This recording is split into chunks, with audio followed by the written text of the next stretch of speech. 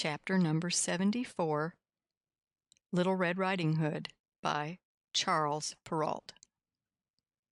Once upon a time there lived in a certain village a little country girl, the prettiest creature ever seen.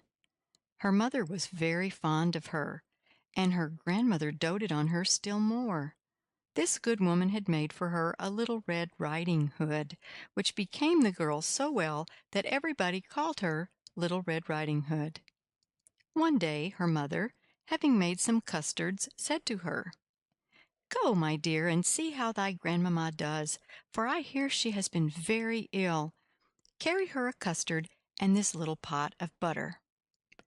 Little Red Riding Hood set out immediately to go to her grandmother, who lived in another village. As she was going through the wood, she met with Gaffer Wolf, who had a very great mind to eat her up, but he durst not, because of some faggot makers hard by in the forest. He asked her whither she was going. The poor child, who did not know that it was dangerous to stop and listen to a wolf, said to him, "I am going to see my grandmamma, and carry her a custard and a little pot of butter from my mamma." "Does she live far off?" said the wolf. "Oh, yes," answered Little Red Riding Hood. "It is beyond that mill you see there, at the first house in the village." "Well," said the wolf, "I'll go and see her too. I'll go this way, and you go that, and we shall see who will be there soonest."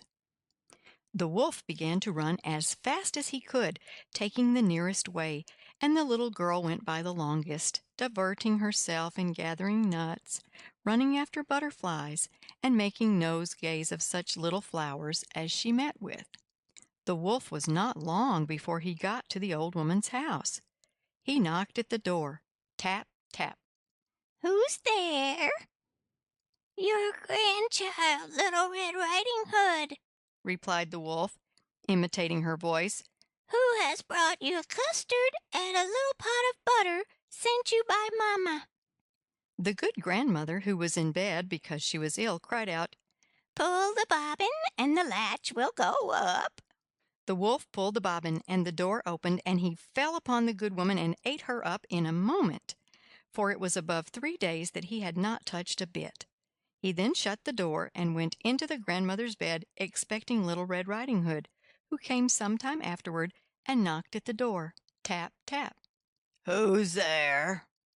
Little Red Riding Hood, hearing the big voice of the wolf, was at first afraid, but believing her grandmother had got a cold and was hoarse, answered, "'Tis your grandchild, Little Red Riding Hood, who has brought you a custard and a little pot of butter Mamma sends you." The wolf cried out to her, softening his voice as much as he could, "Pull the bobbin, and the latch will go up." Little Red Riding Hood pulled the bobbin, and the door opened.